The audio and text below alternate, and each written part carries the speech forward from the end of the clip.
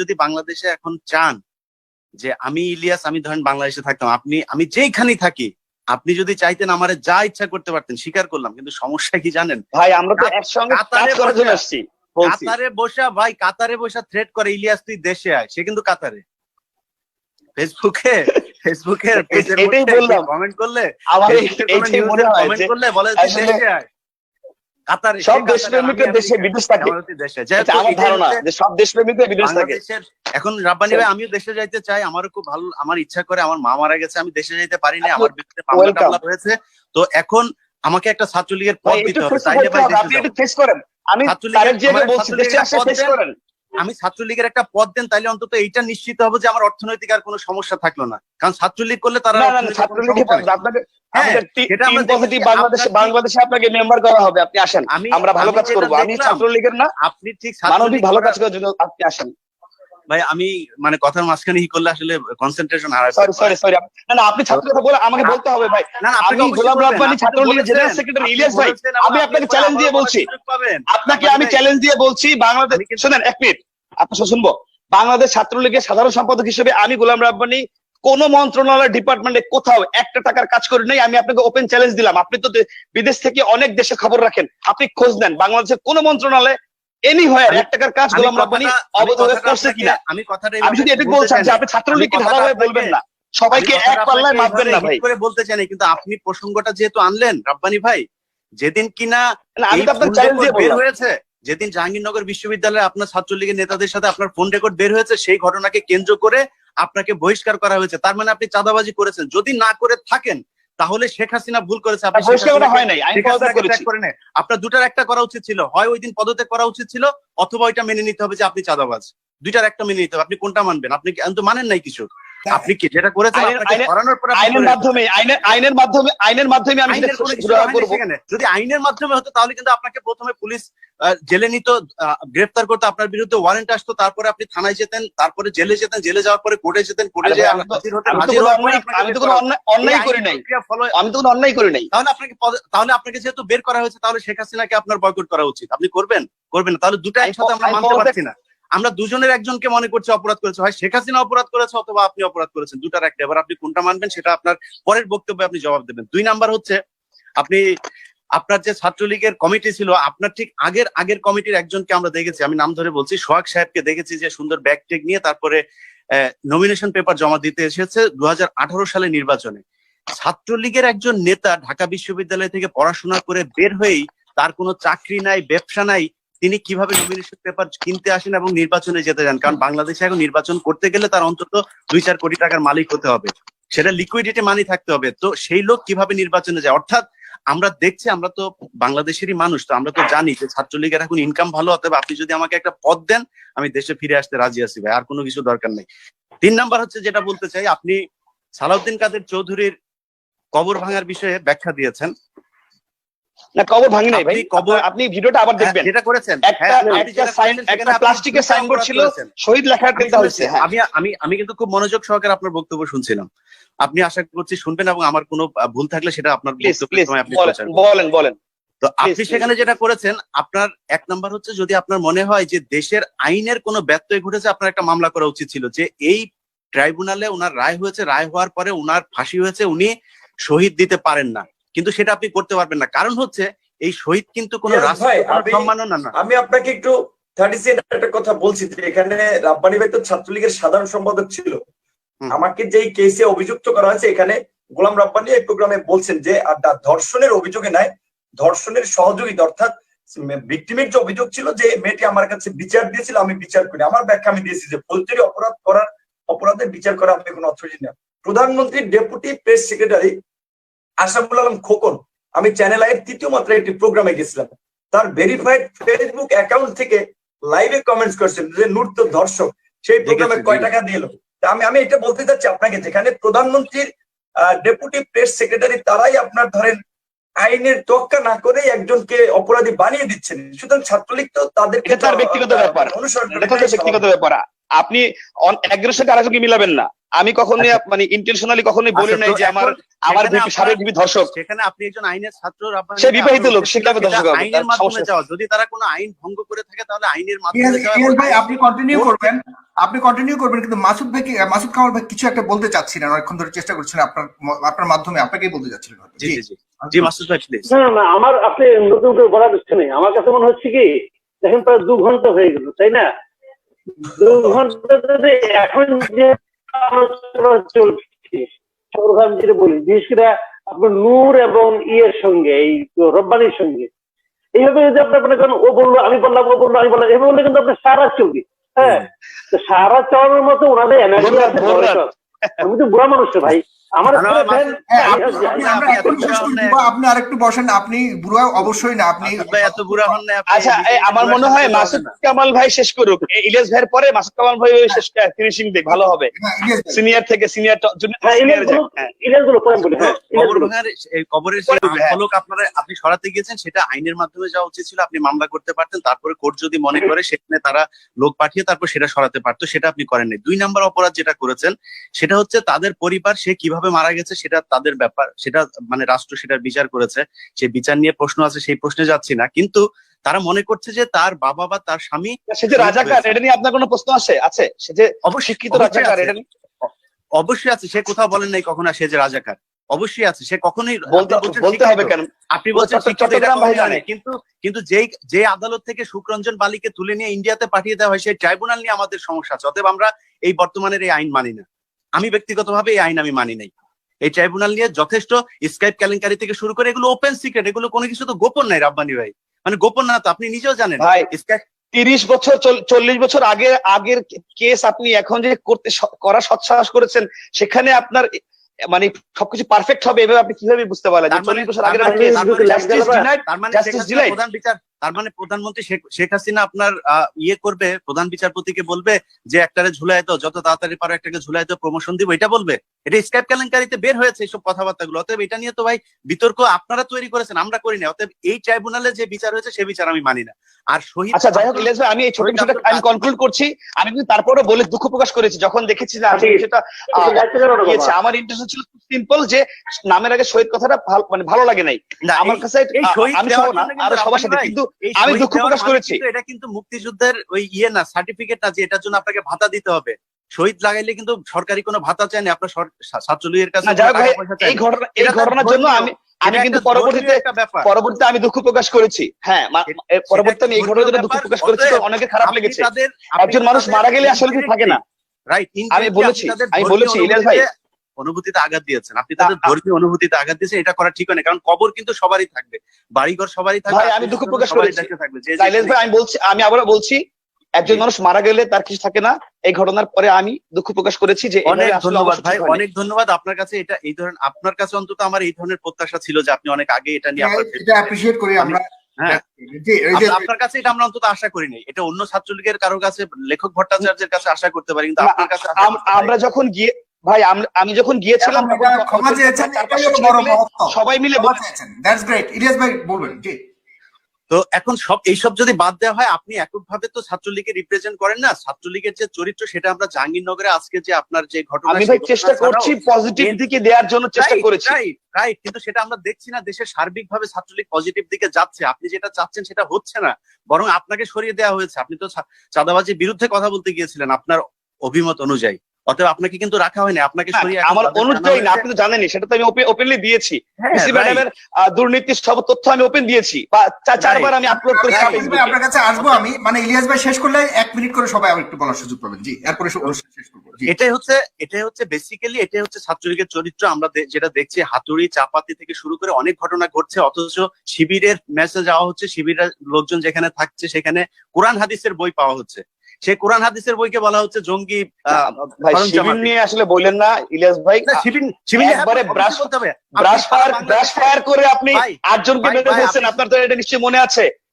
মানুষ মানে একজন ছাত্রকে মেরে ম্যান হোলে ফেলে রাখছে। তো মারিং কাটিং এর ইতিহাস কিন্তু শিবির শুরু করেছে। রক কাটা বলেন বা আদার্স যাই বলেন। চট্টগ্রাম বিশ্ববিদ্যালয়ে আমি 2006 সালে পরীক্ষা দিতে গিয়েছি, তাদের ত্রাস দেখেছি। আমি কেন সেরা জিন্স পরেছি এই জন্য আমাকে নিয়ে র্যাগ দিয়েছে। ভাই প্লিজ ইতিহাস চট্টগ্রাম বিশ্ব ভাই আমাকে নিশ্চিত করে যাব। আমার ইতিহাস নিয়ে টান দিলে 73-এ যাবো, যে সময় শিবির আসেও না এই দেশে। আমি নিজে শিবিরের র্যাগিং এর শিকার আমি হয়েছি 2006 সালে চট্টগ্রাম বিশ্ববিদ্যালয়ের সালামানত হলে। আমি অস্বীকার করি না তো শিবির র্যাগিং করে না, আমি অস্বীকার করি না শিবির রক কেটেছে, এটাও আমি স্বীকার করছি। কিন্তু শিবির রক কেটেছে, শিবির কয়জন মানুষকে মেরেছে, শিবির কোথায় একটা টেন্ডারবাজির একটা মামলা দেখাবেন, শিবিরের বিরুদ্ধে একটা ধর্ষণের মামলা দেখাবেন। আমি কাউকে সাপোর্ট করছি না, আমি কাউকে না এই ক্ষেত্রে আমি বলবো না, আমি শিবিরের কথা বলছি না, যে ওই ছাড়া ওরা ধর্মীয় এক্সট্রিমিজম প্র্যাকটিস করে, কিন্তু এই যে টেন্ডারবাজি নিয়ে আমি কখনো দেখি নাই। এই টেন্ডারবাজির কথা কিন্তু ভাই, টেন্ডারবাজির এসব রাজনীতি ছাত্র রাজনীতিতে ঢুকিয়েছে এই আপনার জিয়াউর রহমান, এটা তো আপনার স্বীকার করবেন না ভাই। হতে পারে কেন? আপনি ইতিহাস জানেন না? না আমি শুনি নাই জিয়াউর রহমান ছাত্রলীগে ছাত্র রাজনীতিতে এই টেন্ডারবাজি ঢুকিয়েছে, এটা আমি শুনি নাই, আমি জানি না। আমি কোনো, আপনি যদি রেফারেন্স দিতে পারেন, আপনি একটা বই দেন, একটা বইয়ের নাম বলেন, আমি বইটা পড়বো। আমি আপনাকে দিব, প্লিজ অবশ্যই দিবেন। এরপরে হচ্ছে ঠিক আছে, আপনার জাহাঙ্গীরনগরে যে ঘটনা হচ্ছে, জাহাঙ্গীরনগরে ধর্ষণের সেঞ্চুরি পালন হয়েছে, এটা কি মিথ্যা কথা আছে ভাই? এটা আপনি জানেন? এটা আপনাদের এটা নিয়ে একটা লেখা আপনাকে দিব, এটা কোনো দালিলিক প্রমাণ নাই, এটা নিয়ে একটা পুরো লেখা আপনাকে দিব ভাই।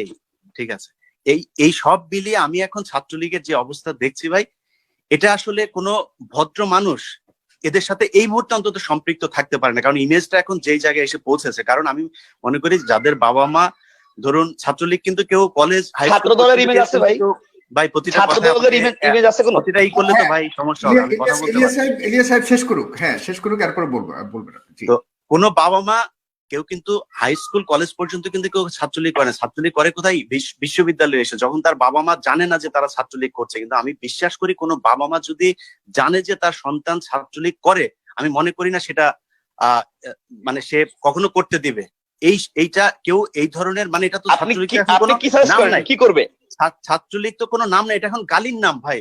আপনি রাব্বানী ভাই, আপনি এখন আপনার চেয়ারে বসে হয়তো কথা বলছেন, কিন্তু আপনি একজন সাধারণ মানুষকে দিয়ে সাধারণ মানুষের যে অনুভূতি সেটা একটু শুনুন।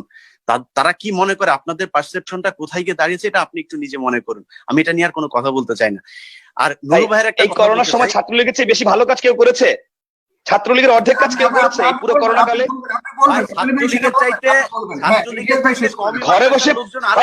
ঘরে বসে কথা বলা আর মাঠে গিয়ে কাজ করা অনেক ডিফারেন্স।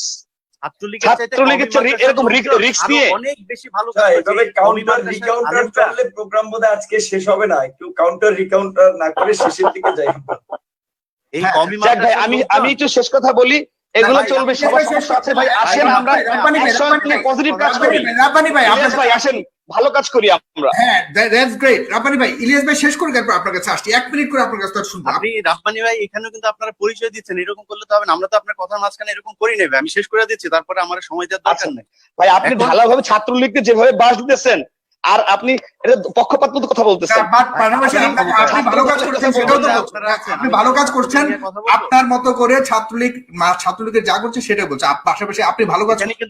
এখানে কিন্তু ছাত্র দলের একজন আসে নাই কিন্তু রাব্বানী ভাই। যদি ছাত্র দলের কেউ আসতো, তার সাথে আমার কথা হতো, তার সাথে আমার প্যানেলে যদি থাকতাম, তাহলে আমি তার ব্যাপারে কথা বলবো, সে আমার সমালোচনা করতো। আমার নিজেরও ব্যক্তিগতভাবে অনেক সমস্যা আছে, দোষ আছে। আমি অনেক সময় প্রত্যাশা বেশি আপনার কাছে, যে কারণে আপনার উপরে বেশি। সাগর ভাই, শাসন করা তারই সাজে সোহাগ করেছে, এই কারণে আপনার চেয়ারটা দেখছেন, আপনার চেয়ারটা দেখে কিন্তু বোঝা যাচ্ছে আজকের প্রধান আকর্ষণ কিন্তু আপনি। অতএব আমরা কিন্তু সবাই আপনার কাছেই যাবো, এটা কিন্তু বুঝতে হবে আপনাকে। এখন নূর ভাইয়ের একটা কথা বলি ভাই, আবার নূরের পেছনের ইয়েটা দেখেন, নূরের পেছনের পর্দাটা দেখেন, এটার দাম কিন্তু বেশি না, 1300 টাকা হবে। নূর ভাইয়ের একটা কথা বলি, নূর ভাই বলেছেন যেটা নিয়ে সবচেয়ে আওয়ামী লীগ এখন ব্যবসাটা করে, যে মুক্তিযুদ্ধের মানে নেতৃত্ব দেয়া দল হচ্ছে গিয়ে আওয়ামী লীগ। আমি ইতিহাসের পাতা থেকে কোট আনকোট কিছু কথা বলি।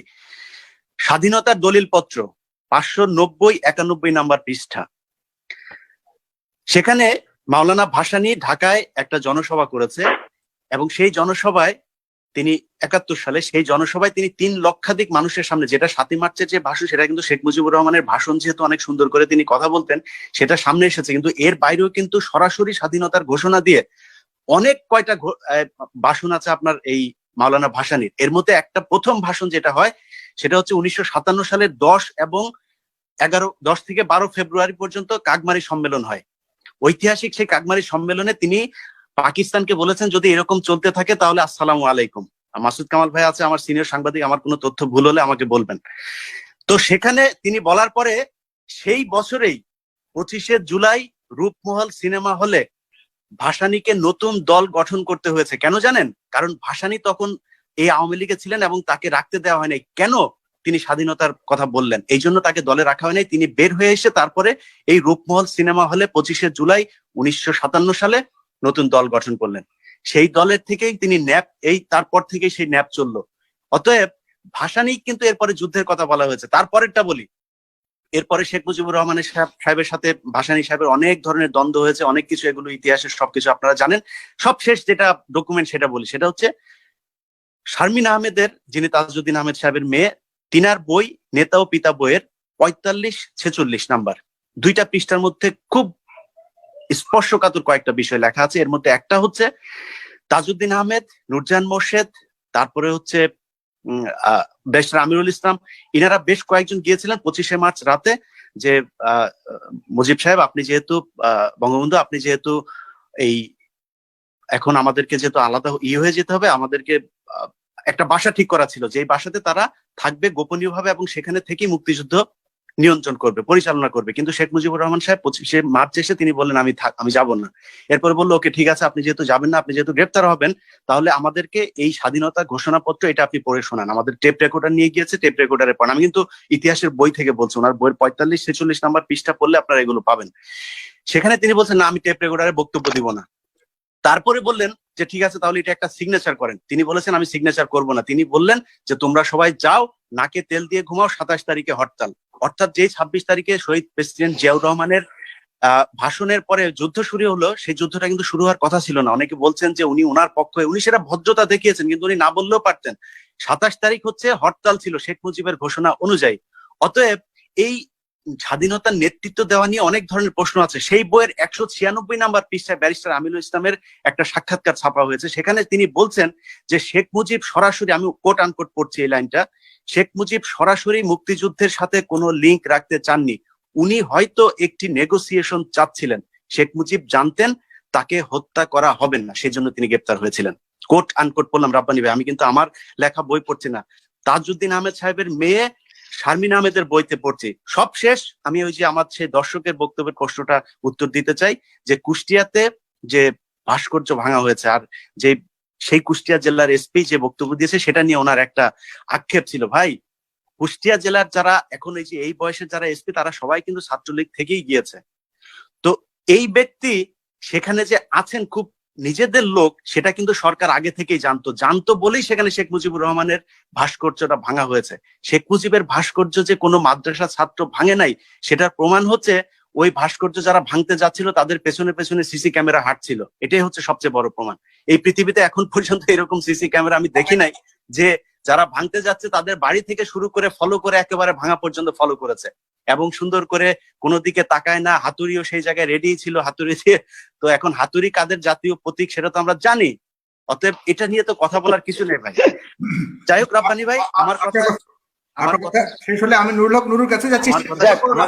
এবার রাব্বানী ভাই, আচ্ছা আমি কিন্তু আর বলবো না, আমি আলিয়াস ভাই বলছি যে যদি বাংলাদেশে এখন চান যে আমি ইলিয়াস, আমি ধরেন বাংলাদেশে থাকতাম, আমি যেইখানেই থাকি, আপনি যদি চাইতেন আমারে যা ইচ্ছা করতে পারতেন, স্বীকার করলাম। কিন্তু সমস্যা কি জানেন ভাই, আমরা তো একসঙ্গে কাজ করার জন্য আসছি।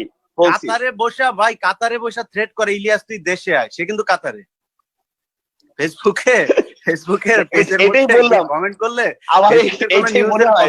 বলে দেশে আয়। কাতারে সব দেশপ্রেমিকের দেশে বিদেশ থাকে, আমার ধারণা যে সব দেশপ্রেমিকের বিদেশ থাকে। এখন রাব্বানী ভাই, আমিও দেশে যাইতে চাই, আমারও খুব ভালো, আমার ইচ্ছা করে। আমার মা মারা গেছে, আমি দেশে যাইতে পারিনি, আমার বিরুদ্ধে মামলা হয়েছে। তো এখন আমাকে একটা ছাত্রলীগের পদ দিতে হবে, তাইলে ভাই আমি ছাত্রলীগের একটা পদ দেন, তাইলে অন্তত এইটা নিশ্চিত হবে যে আমার অর্থনৈতিক আর কোনো সমস্যা থাকলো না। কারণ ছাত্রলীগ করলে তারা বাংলাদেশে আপনাকে মেম্বার করা হবে, আপনি আসেন, আমরা ভালো কাজ করবো। আমি ছাত্রলীগের না, আপনি ঠিক মানবিক ভালো কাজ করার জন্য আপনি আসেন। ভাই আমি মানে কথার মাঝখানে ই করলে আসলে কনসেন্ট্রেশন হারায়। সরি না, আপনি ছাত্র কথা বলে আমাকে বলতে হবে ভাই। আমি গোলাম রাব্বানী, ছাত্রলীগের জেনারেল সেক্রেটারি ইলিয়াস ভাই, আমি আপনাকে চ্যালেঞ্জ দিয়ে বলছি, বাংলাদেশ, শোনেন এক মিনিট, আপনার শুনবো, বাংলাদেশ ছাত্রলীগের সাধারণ সম্পাদক হিসেবে আমি গোলাম রাব্বানী কোন মন্ত্রণালয় ডিপার্টমেন্টে কোথাও একটা টাকার কাজ করি নাই। আমি আপনাকে ওপেন চ্যালেঞ্জ দিলাম, আপনি তো বিদেশ থেকে অনেক দেশে খবর রাখেন, আপনি খোঁজ নেন বাংলাদেশের কোন মন্ত্রণালয়ে এনিহোয়ার এক টাকার কাজ গোলাম রাব্বানী অবৈধভাবে করছে কিনা। আমি শুধু এটা বলছি যে আপনি ছাত্রলীগকে ধারাভাবে বলবেন না, সবাইকে এক পাল্লায় মাপবেন না ভাই। করে বলতে চাই না, কিন্তু আপনি প্রসঙ্গটা যেহেতু আনলেন রাব্বানী ভাই, যেদিন কিনা আমি তো আপনার চ্যালেঞ্জ দিয়ে বের বললাম হয়েছে, যেদিন জাহাঙ্গীরনগর বিশ্ববিদ্যালয়ে আপনার ছাত্রলীগের নেতাদের সাথে আপনার ফোন রেকর্ড বের হয়েছে, সেই ঘটনাকে কেন্দ্র করে আপনাকে বহিষ্কার করা হয়েছে। তার মানে আপনি চাঁদাবাজি করেছেন। যদি না করে থাকেন তাহলে শেখ হাসিনা ভুল করেছে। আপনি আপনার দুটার একটা করা উচিত ছিল, হয় ওই দিন পদত্যাগ করা উচিত ছিল, অথবা ওইটা মেনে নিতে হবে যে আপনি চাঁদাবাজ। দুইটার একটা মেনে নিতে হবে। আপনি কোনটা মানবেন? আপনি তো মানেন নাই কিছু। আপনি কি যেটা করেছেন আইনের মাধ্যমে আমি যদি আইনের মাধ্যমে হতো তাহলে কিন্তু আপনাকে প্রথমে পুলিশ জেলে নিত, গ্রেফতার করতো, আপনার বিরুদ্ধে ওয়ারেন্ট আসতো, তারপরে আপনি থানায় যেতেন, তারপরে জেলে যেতেন, জেলে যাওয়ার পরে কোর্টে যেতেন, কোর্টে যেয়ে আমি তো কোনো অন্যায় করি নাই, আমি তো কোনো অন্যায় করি নাই। তাহলে আপনাকে যেহেতু বের করা হয়েছে, তাহলে শেখ হাসিনাকে আপনার বয়কট করা উচিত। আপনি করবেন না? তাহলে দুটো একসাথে আমরা মানতে পারছি না।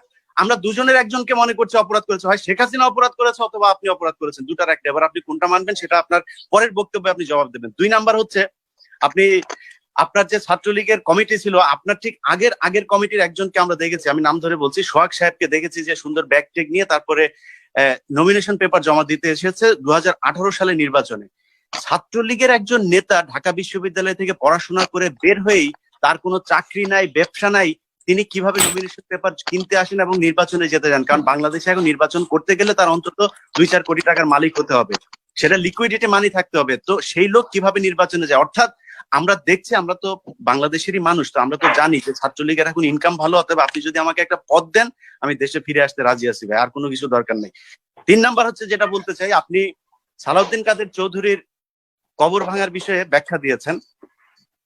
না, কবর ভাঙি নাই ভাই, আপনি ভিডিওটা আবার দেখবেন। যেটা করেছেন, একটা প্লাস্টিকের সাইনবোর্ড ছিল, শহীদ লেখা টেকা হয়েছে। আমি কিন্তু খুব মনোযোগ সহকারে আপনার বক্তব্য শুনছিলাম। আপনি আশা করছি শুনবেন, এবং আমার কোনো ভুল থাকলে সেটা আপনার বলেন। তো আপনি সেখানে যেটা করেছেন, আপনার 1 নাম্বার হচ্ছে, যদি আপনার মনে হয় যে দেশের আইনের কোনো ব্যত্যয় ঘটেছে, আপনার একটা মামলা করা উচিত ছিল যে এই ট্রাইব্যুনালে ওনার রায় হয়েছে, রায় হওয়ার পরে ওনার ফাঁসি হয়েছে, উনি শহীদ দিতে পারেন না, কিন্তু সেটা আপনি করতে পারবেন না। কারণ হচ্ছে এই শহীদ কিন্তু কোনো রাষ্ট্রীয় সম্মাননা না। আমি আপনাকে একটু 30 সেকেন্ড একটা কথা বলছি যে এখানে রাব্বানী ভাই তো ছাত্রলীগের সাধারণ সম্পাদক ছিল।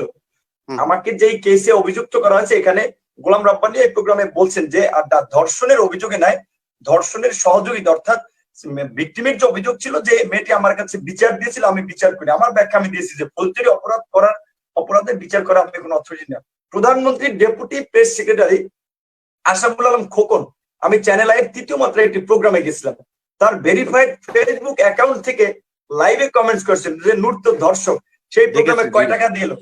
আমি এটা বলতে চাচ্ছি আপনাকে, যেখানে প্রধানমন্ত্রীর ডেপুটি প্রেস সেক্রেটারি, তারাই আপনার ধরেন আইনের তোয়াক্কা না করে একজনকে অপরাধী বানিয়ে দিচ্ছেন। সুতরাং ছাত্রলীগ তো তাদেরকে, তার ব্যক্তিগত ব্যাপার, ব্যক্তিগত ব্যাপার। আপনি একজনের সাথে আরেকজনকে মিলাবেন না। আমি কখনোই মানে ইন্টেনশনালি কখনোই বলি নাই যে আমার সাবেক ধর্ষক। সেখানে আপনি একজন আইনের ছাত্র, সে বিবাহিত লোক, সে কিভাবে ধর্ষক হবে? আইনের মাধ্যমে যাওয়া, যদি তারা কোনো আইন ভঙ্গ করে থাকে তাহলে আইনের মাধ্যমে যাওয়া। ভাই আপনি কন্টিনিউ করবেন, কিন্তু মাসুদ কামাল ভাই কিছু একটা বলতে চাচ্ছিলেন, অনেকক্ষণ ধরে চেষ্টা করছেন, আপনার মাধ্যমে আপনাকেই বলতে চাচ্ছিলেন। জি মাসুদ ভাই প্লিজ।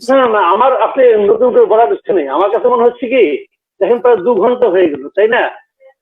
2 ঘন্টা ধরে এখন যে চলছে, আমি যেটা বলি, বিশেষ করে আপনার নূর এবং ইয়ের সঙ্গে, এই রব্বানির সঙ্গে এইভাবে যদি আপনি মনে করেন, ও বললো আমি বললাম, ও বললো আমি বললাম, এভাবে বললে কিন্তু আপনার সারা চলবে। হ্যাঁ, তো সারা চলার মতো ওনাদের এনার্জি আছে। আমি তো বুড়া মানুষ ভাই, আমার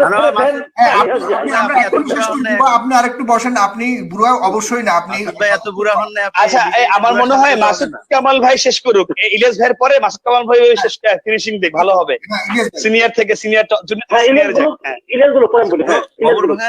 কবরের ফলক আপনি সরাতে গিয়েছেন, সেটা আইনের মাধ্যমে যাওয়া উচিত ছিল। আপনি মামলা করতে পারতেন, তারপরে কোর্ট যদি মনে করে সেখানে তারা লোক পাঠিয়ে তারপর সেটা সরাতে পারতো, সেটা আপনি করেন নাই। 2 নাম্বার অপরাধ যেটা করেছেন সেটা হচ্ছে তাদের পরিবার সে কিভাবে কিভাবে মারা গেছে সেটা তাদের ব্যাপার, সেটা মানে রাষ্ট্র সেটার বিচার করেছে, সেই বিচার নিয়ে প্রশ্ন আছে, সেই প্রশ্নে যাচ্ছি না। কিন্তু তারা মনে করছে যে তার বাবা বা তার স্বামী সে যে রাজাকার, এটা নিয়ে আপনার কোনো প্রশ্ন আছে? সে যে অবশিক্ষিত রাজাকার, এটা নিয়ে অবশ্যই আছে। সে কোথাও বলেন নাই কখনো সে যে রাজাকার, অবশ্যই আছে। সে কখনোই বলতে হবে কেন? আপনি বলছেন চট্টগ্রাম ভাই জানে, কিন্তু যে আদালত থেকে সুখরঞ্জন বালিকে তুলে নিয়ে ইন্ডিয়াতে পাঠিয়ে দেওয়া হয় সেই ট্রাইব্যুনাল নিয়ে আমাদের সমস্যা আছে। অতএব আমরা এই বর্তমানের এই আইন মানি না। আমি ব্যক্তিগতভাবে এই আইন আমি মানি নাই। এই ট্রাইব্যুনাল নিয়ে যথেষ্ট স্কাইপ কেলেঙ্কারি থেকে শুরু করে এগুলো ওপেন সিক্রেট, এগুলো কোনো কিছু তো গোপন নাই রাব্বানি ভাই, মানে গোপন না তো আপনি নিজেও জানেন ভাই। 30 বছর 40 বছর আগের কেস আপনি এখন যে করা সৎসাহস করেছেন, সেখানে আপনার মানে সবকিছু পারফেক্ট হবে এভাবে আপনি কিভাবে বুঝতে পারলেন? 40 বছর আগের তার মানে প্রধানমন্ত্রী শেখ হাসিনা আপনার ইয়ে করবে, প্রধান বিচারপতিকে বলবে যে একটারে ঝুলাই দাও, যত তাড়াতাড়ি পারো একটাকে ঝুলাই দাও, প্রমোশন দিব, এটা বলবে? এটা স্কাইপ কেলেঙ্কারিতে বের হয়েছে এইসব কথাবার্তাগুলো। অতএব এটা নিয়ে তো ভাই বিতর্ক আপনারা তৈরি করেছেন, আমরা করি না। অতএব এই ট্রাইব্যুনালে যে বিচার হয়েছে সে বিচার আমি মানি না। আর শহীদ, আচ্ছা যাই হোক ইলিয়াস ভাই, আমি এই ছোট বিষয়টা আমি কনক্লুড করছি। আমি কিন্তু তারপরে বলে দুঃখ প্রকাশ করেছি যখন দেখেছি যে আমি সেটা আমার ইন্টারেস্ট ছিল সিম্পল, যে নামের আগে শহীদ কথাটা মানে ভালো লাগে নাই আমার কাছে। আমি সহ না আরো সবার সাথে, কিন্তু আমি দুঃখ প্রকাশ করেছি। এটা কিন্তু মুক্তিযুদ্ধের ওই ইয়ে না, সার্টিফিকেট না যে এটার জন্য আপনাকে ভাতা দিতে হবে। শহীদ লাগাইলে কিন্তু সরকারি কোনো ভাতা চায়নি, আপনার ছাত্রলীগের কাছে। এই ঘটনার জন্য আমি কিন্তু পরবর্তীতে আমি দুঃখ প্রকাশ করেছি। হ্যাঁ, পরবর্তীতে আমি এই ঘটনার জন্য দুঃখ প্রকাশ করেছি, অনেকে খারাপ লেগেছে। একজন মানুষ মারা গেলে আসলে থাকে না। রাইট, আমি বলেছি ইলিয়াস ভাই অনুভূতিতে আঘাত দিয়েছেন, আপনি তাদের ধর্মীয় অনুভূতিতে আঘাত দিয়েছেন, এটা করা ঠিক হয় না। কারণ কবর কিন্তু সবারই থাকবে, বাড়িঘর সবারই থাকবে। আমি দুঃখ প্রকাশ করেছি ইলিয়াস ভাই, আমি আবারও বলছি, একজন মানুষ মারা গেলে তার কিছু থাকে না। এই ঘটনার পরে আমি দুঃখ প্রকাশ করেছি। যে অনেক ধন্যবাদ ভাই, অনেক ধন্যবাদ আপনার কাছে। এটা এই ধরনের, আপনার কাছে অন্তত আমার এই ধরনের প্রত্যাশা ছিল যে আপনি অনেক আগে এটা নিয়ে অ্যাপ্রিশিয়েট করি আমরা। হ্যাঁ, আপনার কাছে এটা আমরা অন্তত আশা করি নাই। এটা অন্য ছাত্রলীগের কারোর কাছে, লেখক ভট্টাচার্যের কাছে আশা করতে পারি, কিন্তু আপনার কাছে আমরা যখন গিয়ে ভাই আমি যখন গিয়েছিলাম সবাই মিলে বলেছেন। That's great. ইলিয়াস ভাই বলবেন। জি, তো এখন এইসব যদি বাদ দেওয়া হয়, আপনি এককভাবে তো ছাত্রলীগকে রিপ্রেজেন্ট করেন না। ছাত্রলীগের যে চরিত্র সেটা আমরা জাহাঙ্গীরনগরে আজকে যে আপনার যে ঘটনা, আমি ভাই চেষ্টা করছি পজিটিভ দিকে দেওয়ার জন্য চেষ্টা করেছি। রাইট, কিন্তু সেটা আমরা দেখছি না। দেশের সার্বিকভাবে ছাত্রলীগ পজিটিভ দিকে যাচ্ছে। আপনি যেটা চাচ্ছেন সেটা হচ্ছে না, বরং আপনাকে সরিয়ে দেওয়া হয়েছে। আপনি তো চাঁদাবাজির বিরুদ্ধে কথা বলতে গিয়েছিলেন আপনার অভিমত অনুযায়ী, অতএব আপনাকে কিন্তু রাখা হয়নি, আপনাকে সরিয়ে। আমার অনুযায়ী না, আপনি তো জানেনই, সেটা তো আমি ওপেনলি দিয়েছি। পিসি ম্যাডামের দুর্নীতির সব তথ্য আমি ওপেন দিয়েছি, 4বার আমি আপলোড করেছি ফেসবুকে। আপনার কাছে আসবো আমি, মানে ইলিয়াস ভাই শেষ করলে 1 মিনিট করে সবাই আবার একটু বলার সুযোগ পাবেন। জি, এরপরে শেষ করব। এটাই হচ্ছে বেসিক্যালি এটাই হচ্ছে ছাত্রলীগের চরিত্র। আমরা যেটা দেখছি, হাতুড়ি চাপাতি থেকে শুরু করে অনেক ঘটনা ঘটছে, অথচ শিবিরের মেসেজ যাওয়া হচ্ছে, শিবিরের লোকজন যেখানে থাকছে সেখানে কোরআন হাদিসের বই পাওয়া হচ্ছে। সেই কোরআন হাদিসের বইকে বলা হচ্ছে জঙ্গি। শিবির নিয়ে আসলে বললেন না ইলিয়াস ভাই, একবারে ব্রাশ ফায়ার করে আপনি 8 জনকে মেরে ফেলছেন। আপনার তো এটা নিশ্চয়ই মনে আছে। মানুষ মানে একজন ছাত্রকে মেরে ম্যান হোলে ফেলে রাখছে। তো মারিং কাটিং এর ইতিহাস কিন্তু শিবির শুরু করেছে। রক কাটা বলেন বা আদার্স যাই বলেন। চট্টগ্রাম বিশ্ববিদ্যালয়ে আমি 2006 সালে পরীক্ষা দিতে গিয়েছি, তাদের ত্রাস দেখেছি। আমি কেন ছেঁড়া জিন্স পরেছি এই জন্য আমাকে নিয়ে র্যাগ দিয়েছে। চট্টগ্রাম বিশ্ব ভাই আমাকে করে যাব, আমার ইতিহাস নিয়ে টান দিলে 73-এ যাবো, যে সময় শিবির আসেও না এই দেশে। আমি নিজে শিবিরের র্যাগিং এর শিকার আমি হয়েছি 2006 সালে চট্টগ্রাম বিশ্ববিদ্যালয়ে। ভাই আমি অস্বীকার করি না তো শিবির র্যাগিং করেন, আমি অস্বীকার করি না। শিবির রক কেটেছে, এটাও আমি স্বীকার করছি। কিন্তু শিবির রক কেটেছে, শিবির কয়জন মানুষকে মেরেছে, শিবির কোথায় একটা টেন্ডারবাজির একটা মামলা দেখাবেন, শিবিরের বিরুদ্ধে একটা ধর্ষণের মামলা দেখাবেন। আমি কাউকে সাপোর্ট করছি না, আমি কাউকে না। এই ক্ষেত্রে আমি বলবো না, আমি শিবিরের কথা বলছি না। যে ওই ছাড়া ওরা ধর্মীয় এক্সট্রিমিজম প্র্যাকটিস করে, কিন্তু এই যে টেন্ডারবাজি নিয়ে আমি কখনো দেখি নাই। এই টেন্ডারবাজির কথা কিন্তু ভাই, টেন্ডারবাজির এসব রাজনীতি, ছাত্র রাজনীতিতে ঢুকিয়েছে এই আপনার জিয়াউর রহমান। এটা তো আপনার শেয়ার করবেন না ভাই। হতে পারে কেন? আপনি ইতিহাস জানেন না? না, আমি শুনি নাই জিয়াউর রহমান ছাত্রলীগে ছাত্র রাজনীতিতে এই টেন্ডারবাজি ঢুকিয়েছে, এটা আমি শুনি নাই, আমি জানি না। আমি কোনো, আপনি যদি রেফারেন্স দিতে পারেন, আপনি একটা বই দেন, একটা বইয়ের নাম বলেন, আমি বইটা পড়বো। আমি আপনাকে দিব, প্লিজ অবশ্যই দিবেন। এরপরে হচ্ছে ঠিক আছে, আপনার জাহাঙ্গীরনগরে যে ঘটনা হচ্ছে, জাহাঙ্গীরনগরে ধর্ষণের সেঞ্চুরি পালন হয়েছে, এটা কি মিথ্যা কথা আছে ভাই? এটা আপনি জানেন? এটা আপনাদের এটা নিয়ে একটা লেখা আপনাকে দিব। এটা কোনো দালিলিক প্রমাণ নাই। এটা নিয়ে একটা পুরো লেখা আপনাকে দিব ভাই। ঠিক আছে, এই সব মিলিয়ে আমি এখন ছাত্রলীগের যে অবস্থা দেখছি ভাই, এটা আসলে কোনো ভদ্র মানুষ এদের সাথে এই মুহূর্তে অন্তত সম্পৃক্ত থাকতে পারে না, কারণ ইমেজটা এখন যেই জায়গায় এসে পৌঁছেছে। কারণ আমি মনে করি যাদের বাবা মা ধরুন ছাত্রলীগ, কিন্তু কেউ কলেজ ছাত্র দলের ইমেজ আছে ভাই, ভাই প্রতিটা ছাত্র দলের ইমেজ আছে কোনো, প্রতিটা ই করলে তো ভাই সমস্যা হবে। আমি কথা বলতে ইলিয়াস সাহেব শেষ করুক, হ্যাঁ শেষ করুক, এরপরে বলবেন। তো কোনো বাবা মা কেউ কিন্তু হাই স্কুল কলেজ পর্যন্ত কিন্তু কেউ ছাত্রলীগ করে না। ছাত্রলীগ করে কোথায়? বিশ্ববিদ্যালয়ে এসে, যখন তার বাবা মা জানে না যে তারা ছাত্রলীগ করছে। কিন্তু আমি বিশ্বাস করি কোনো বাবা মা যদি জানে যে তার সন্তান ছাত্রলীগ করে, আমি মনে করি না সেটা মানে সে কখনো করতে দিবে। এইটা কেউ এই ধরনের, মানে এটা তো ছাত্রলীগ কি করবে? ছাত্রলীগ তো কোনো নাম না, এটা এখন গালির নাম ভাই। আপনি রাব্বানী ভাই, আপনি এখন আপনার চেয়ারে বসে হয়তো কথা বলছেন, কিন্তু আপনি একজন সাধারণ মানুষকে দিয়ে সাধারণ মানুষের যে অনুভূতি সেটা একটু শুনুন। তারা কি মনে করে, আপনাদের পারসেপশনটা কোথায় গিয়ে দাঁড়িয়েছে, এটা আপনি একটু নিজে মনে করুন। আমি এটা নিয়ে আর কোনো কথা বলতে চাই না। আর নুরু ভাইয়ের একটা, এই করোনার সময় ছাত্রলীগের চেয়ে বেশি ভালো কাজ কেউ করেছে? ছাত্রলীগের অর্ধেক কাজ কেউ করেছে এই পুরো করোনা কালে?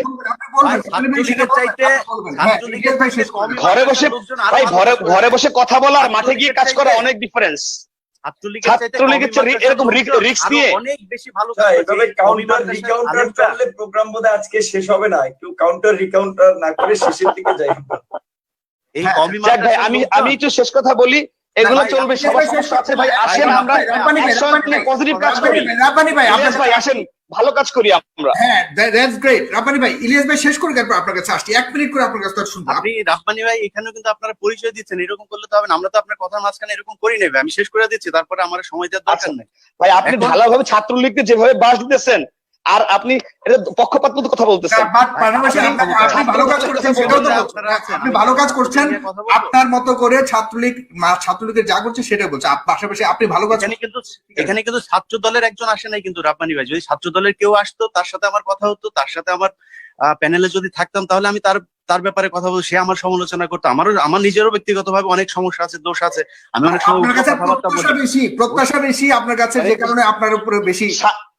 সাগর ভাই, শাসন করা তারই সাথে সোহাগ করেছে, এই কারণে আপনার চেয়ারটা দেখছেন, আপনার চেয়ারটা দেখে কিন্তু বোঝা যাচ্ছে আজকের প্রধান আকর্ষণ কিন্তু আপনি। অতএব আমরা কিন্তু সবাই আপনার কাছেই যাবো, এটা কিন্তু বুঝতে হবে আপনাকে। এখন নূর ভাইয়ের একটা কথা বলি ভাই, আবার নূরের পেছনের ইয়েটা দেখেন, নূরের পেছনের পর্দাটা দেখেন, এটার দাম কিন্তু বেশি না, 1300 টাকা হবে। নূর ভাইয়ের একটা কথা বলি। নূর ভাই বলেছেন, যেটা নিয়ে সবচেয়ে আওয়ামী লীগ এখন ব্যবসাটা করে, যে মুক্তিযুদ্ধের মানে নেতৃত্ব দেয়া দল হচ্ছে গিয়ে আওয়ামী লীগ। আমি ইতিহাসের পাতা থেকে কোট আনকোট কিছু কথা বলি।